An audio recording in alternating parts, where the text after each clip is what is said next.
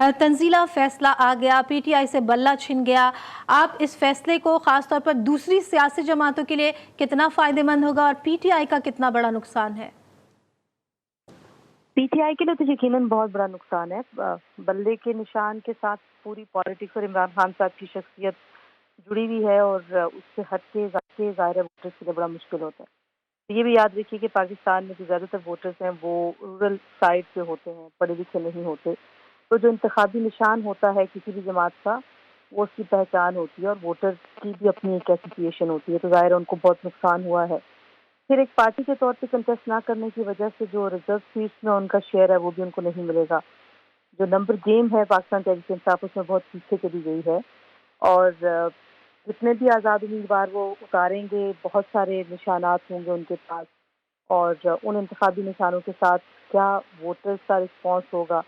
ये बहुत सारे ऐसे मामलात हैं कि जिसमें पाकिस्तान तहरीक इंसाफ को यकीनन एक बहुत बड़ा झटका लगा है और इमरान खान साहब के फैसलों की वजह से ही पाकिस्तान तहरीक इंसाफ इस नहज पे पहुंची है। पिछले 2 से 3 सालों में उन्होंने जितने भी सियासी फैसले किए वो बिल्कुल गलत थे और उनकी जमात का मुसलसल नुकसान हुआ है हम्म। और पाकिस्तान में एक तीसरी सियासी कुव्वत की ज़रूरत तो यकीनन थी और जब मुशर्रफ के ज़माने से ये कोशिश थी कि एक तीसरी सियासी जमात हो जो कि पाकिस्तान में जो पाकिस्तान पीपल्स पार्टी पाकिस्तान मुस्लिम लीग नवाज का जो मामला चल रहा था एक के बाद एक जमात इक़्तिदार में आ रही थी उस साइकिल को तोड़ने के लिए तीसरी कुव्वत बनाई गई थी। लेकिन जैसे उस तीसरी सियासी कुव्वत का शराजा दिखता है वो बड़ा अनफॉर्चुनेट है पाकिस्तान की सियासत के लिए।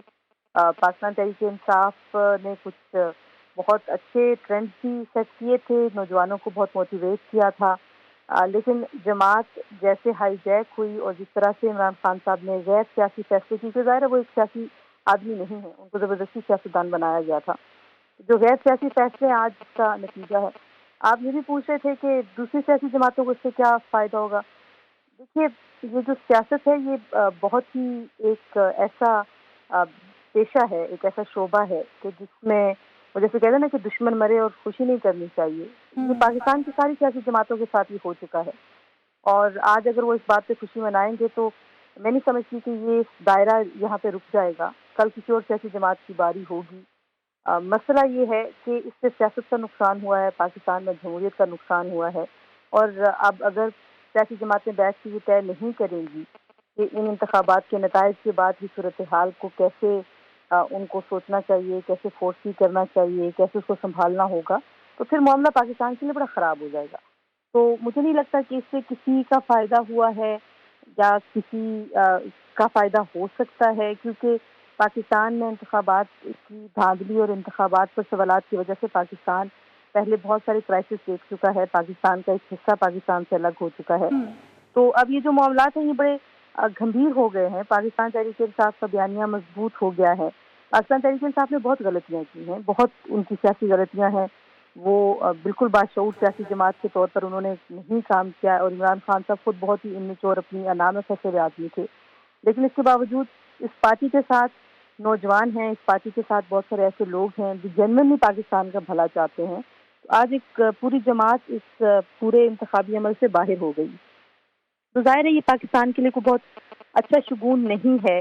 अब देखिए कि जिन्होंने जिस तरह से इमरान खान साहब को लाया गया था, जो प्रोजेक्ट इमरान था, आज मुझे ऐसे लगता है कि पाकिस्तान तहरीक इंसाफ से बल्ला नहीं गया बल्कि शायद बाकायदा और बाज़ाब्ता तौर पर प्रोजेक्ट इमरान का आज खात्मा हुआ है। लेकिन क्या वाकई ये खात्मा है, अब ये भी इलेक्शन के दिन पता चलेगा। तंजीला, देखिए इस फैसले के बाद आप क्या समझती हैं कि वोट बैंक भी तकसीम हो गया, अब वोटर्स जो है वो निकलेंगे बाहर या नहीं निकलेंगे?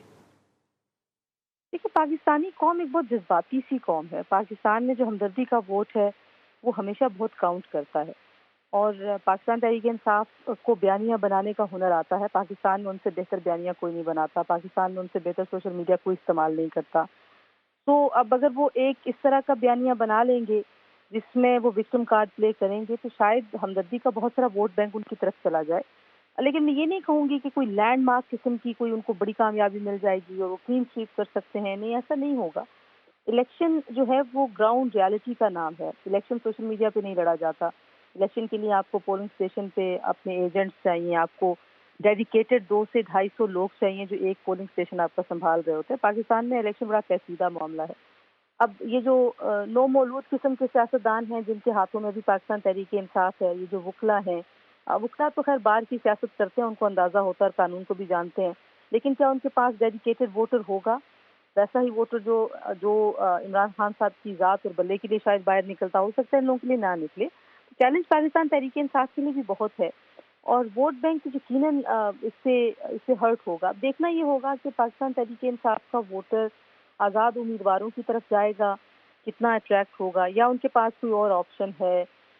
کیا موجودہ نظام میں کوئی اور آپشن ہے؟ پاکستان تحریک انصاف 2-3 حصوں میں بٹ چکی ہے. ایک طرف استحکام پاکستان پارٹی بنائی گئی ہے، ایک طرف خٹر صاحب کی پاکستان تحریک انصاف پارلیمنٹرینز جماعت جو ہے وہ بھی کھڑی کی گئی ہے. تو اب دیکھتے ہیں کہ پاکستان تحریک انصاف کا ووٹر کس طرف جاتا ہے.